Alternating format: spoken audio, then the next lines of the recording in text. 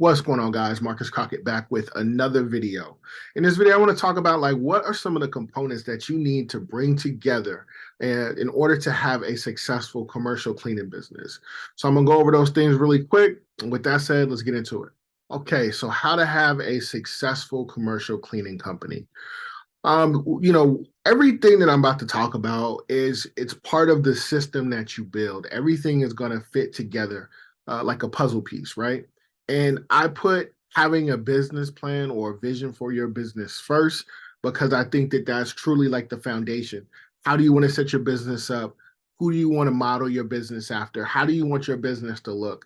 Now, I got to keep it real and be honest. Like when I started my business, I didn't take this first step, which is reason why it took me, so long to even get traction to where I was able to even grow my business. So if I can give you this information and it cuts down your learning curve, then hopefully you'll be able to get to where you want to be a lot faster than where I was able to get to where I want to be. So having a business plan or modeling your business after, like a role model business. I know those two things aren't the same, but having a business plan is more specific on how you want your business to look based on whatever's inside of that plan. But me, once I figured out like I needed outside help, I looked at other people's businesses and people who I actually admired. And I looked at some of the things that they were doing. And I had to get mentorships and I had to get consultations and I had to, you know, get educated outside of the things that I knew in order for me to put my position, at least set the foundation so that my business could be where it now is, right? When I first started, it wasn't there. So definitely having a business plan or modeling your business after someone is going to be one of the key pieces that you're going to want to do. Also, too, developing your MMA. So once you figure out like what it is that you want to do, you need to figure out like the best way for you to be able to market your business, right? So you want to, your MMAs or your measurable money making activities. And that can look like anything like cold calling, door knocking, emails, anything that you can do that you can keep track of on a daily basis that will help you grow your business bottom line. This is like the first step that you want to do. You have to, after you get your business set up and everything like that, you want to start looking at a plan, a blueprint. How do you want your business to look at the end and then work backwards from there? And the way you work backwards from there, I mean, it's going to look different for every person, but your MMAs doing things consistently on a regular basis is going to make you money is how you actually start to move the needle forward to where you want it to be. So the second thing, and this is something that I struggled with in the beginning. Now it's not, we're not struggling nowhere near the way that we're struggling. I can pretty much get clients on demand, and that's not to brag or I put the work in so that I'm able to do these things, right? If you're struggling to get clients, we do offer an appointment setting service. You pay us, and we'll go ahead and get you an appointment. We'll skip over the gatekeeper so you don't have to, and it's guaranteed 100%.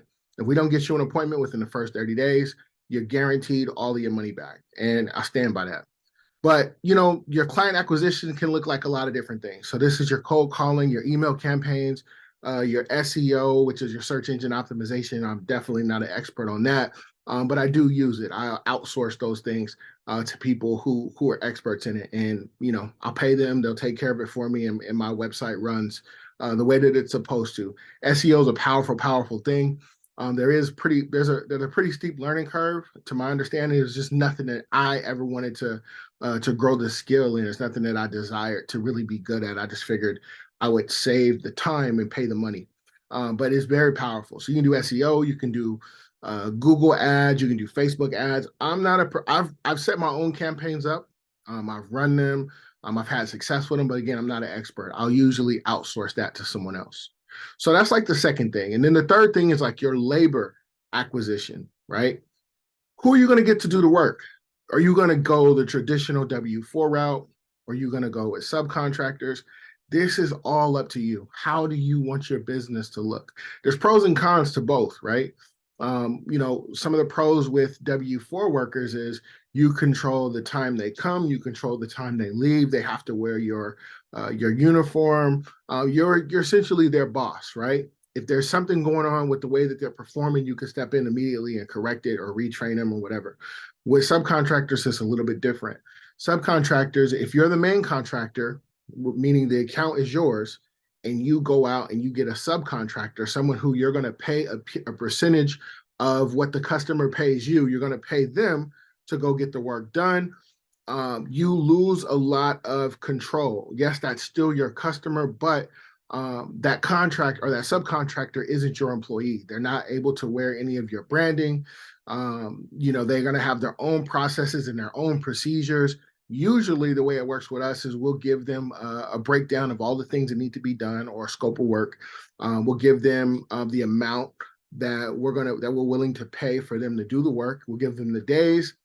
And once they go through all of our due diligence and everything that we need to do to make sure that they're good to go, they'll get keys, they'll get codes, and then they're expected to go in and do the job that they said that they can do. We're completely hands off when it comes to correcting them or we do have process in place for us to make sure that the jobs are getting done. But there is always things that slip in between the cracks where we're not able to catch everything. So you got to figure out what really works best for you. I personally like subcontractors, but I do like W4 workers as well. I really like a hybrid of the both, even though we're more subcontractor heavy now. There was one point when we were completely with W4 workers. So it's just a matter of what you want for your company and how much you want to be involved on a daily basis.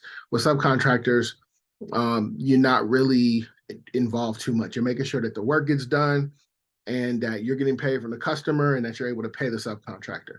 But outside of that, they're the ones that's dealing with the day-to-day work inside of all these accounts. So you have to have the ability to adapt and to innovate. So what I mean by that is, like, back in the day, like before the internet, we used to have, the yellow pages, right? Stick phone book. And it didn't matter what company it was. The people, and I guess this was sort of like the earliest phases of SEO, right? Search engine optimization. People would name their companies literally like ABC Plumbing, ABC Janitorial, ABC. And the reason why they would do that is because A is the first letter in the alphabet. And as soon as you open it up, you just look at all the A's, okay, boom, there's it. So you would see that person's first, right? When it comes to janitorial or whatever, you would see the A's first. So there's a lot of ABCs, double A, triple A. This is where the reason why these names are the way that they are, because they were able to be seen first when they actually opened up the first Google, right, which was the yellow pages. But all of these companies now have to innovate. Everyone has websites. So those things aren't nearly as important as they once were, right? So definitely being open to change and recognizing emerging trends, seeing new opportunities. We had just went through, COVID not too long ago. So a lot of companies were offering, disinfectant services, just looking at the market and seeing what changes are coming and where you need to be positioned in order to make the necessary changes going to be best for your company, right? Embracing technology, getting your website up to date, looking at the new technologies that are coming out and how can you use those things. Like when I go in and I go do my walkthroughs, if I'm going in with an older decision maker, and usually most of the decision makers are pretty old, they're used, especially in warehouses, they're used to us bringing out these measuring wheels where it's this long tube and it has a wheel on the bottom of it and you walk it across the floor and you'll get your measurements that way. But now when I go out and I have my digital reader, I'll just point it, click it, it gives me all of the measurements that I need. And sometimes these people look like, wow, that was so much easier. I remember when we had to do it this way. One guy told me the other day, like he remembered when they had to actually use tape measures. There wasn't the wheel thing, right? So being able to see changing trends and being able to adapt, those things are always going to help your company move forward. All of these things are very, very important, right? So we go back to having a plan, right? Then we go to client acquisition, being able to get clients on demand, right? Or at least knowing where to go get them on demand. Having a system in place where you're consistently able to get labor, whether you're going to use a W-4, whether you're going to use a subcontractor, is very important that you do have a system, because you don't want to be in a situation where you have a lot of workers and no clients, or you don't want to be in a position where you have a lot of clients and no workers. You want all of these things work together, right? And then also being able to adapt and innovate.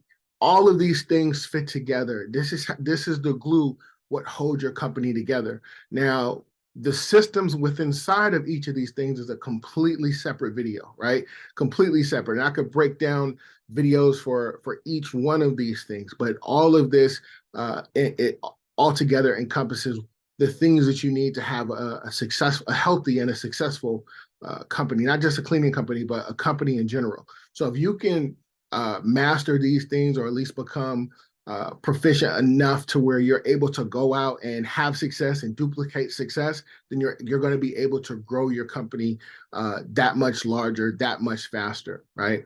So guys, that's it for today's video. Like I say, in the game of business, spectators are going to watch. Hustlers actually get into the game so they can win.